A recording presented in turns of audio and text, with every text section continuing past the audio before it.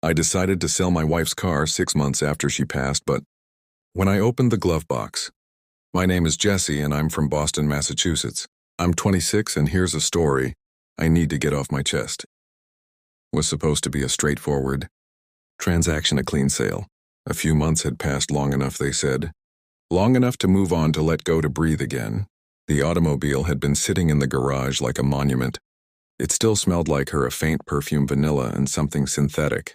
I opened the driver's door slowly, like I was entering a sanctuary or maybe a tomb. There was dust, silence, but not peace. I worked methodically. I've always been that way. I cleaned the console, wiped the dashboard, vacuumed the floor mats. Then the glove compartment, it clicked open. And that's where everything began to shatter. An envelope, thick, worn at the corners.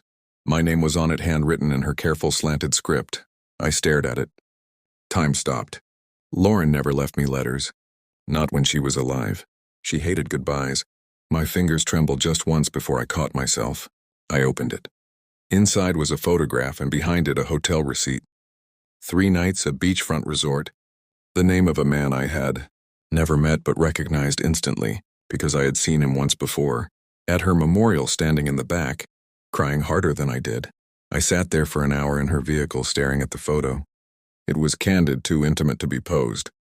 Her head was on his shoulder, his hand on her thigh, smiling. Not just happy, comfortable, familiar, like they had done this many times before.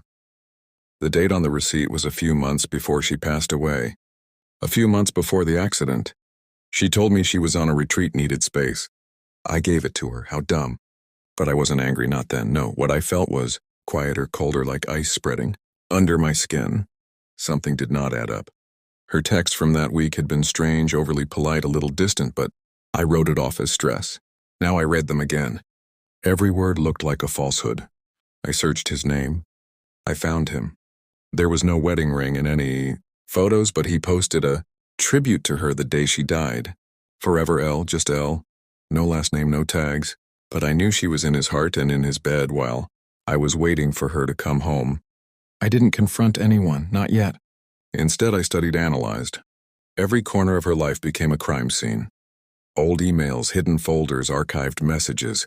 She was good at covering her tracks, but not perfect. There were traces, small ones, clues she didn't think I would ever need to see. A duplicate hotel key in a jacket pocket. A lipstick I never saw her wear. A playlist. His songs. I listened to it in full. 3 hours of someone else's memories, and there were more photos. Cloud backups she forgot to delete. Him kissing her neck. Her laughing like I hadn't seen in years. I went to the hotel quietly just to look. The receptionist remembered her. Remembered them? She thought I was the man from the photos. I didn't correct her. I hope your wife comes back soon, she said with a smile. I nodded. She never left, I said. Not really. Pieces of her were scattered across strangers' memories, but not mine. Not anymore. The final confirmation came in a manila envelope. Private investigator. I hadn't hired him out of rage, just precision. I wanted the full picture. His report was thorough. Dates, names, receipts, witnesses. It went back 2 years. Not just one man, two. The one from the photo and another, his friend. She had a pattern, a system, a hidden life constructed beside mine. I didn't react, didn't scream, didn't cry. I waited. I found the man from the photo and sent him a package, just the picture and a note. She told us both we were the only one. He replied 3 days later.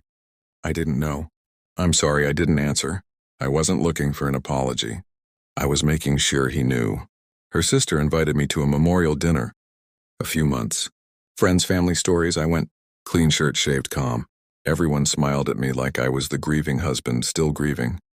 I waited until dessert, until the table was quiet. Then I stood. I found something, I said. I pulled the photograph from my coat pocket, held it up. Silence.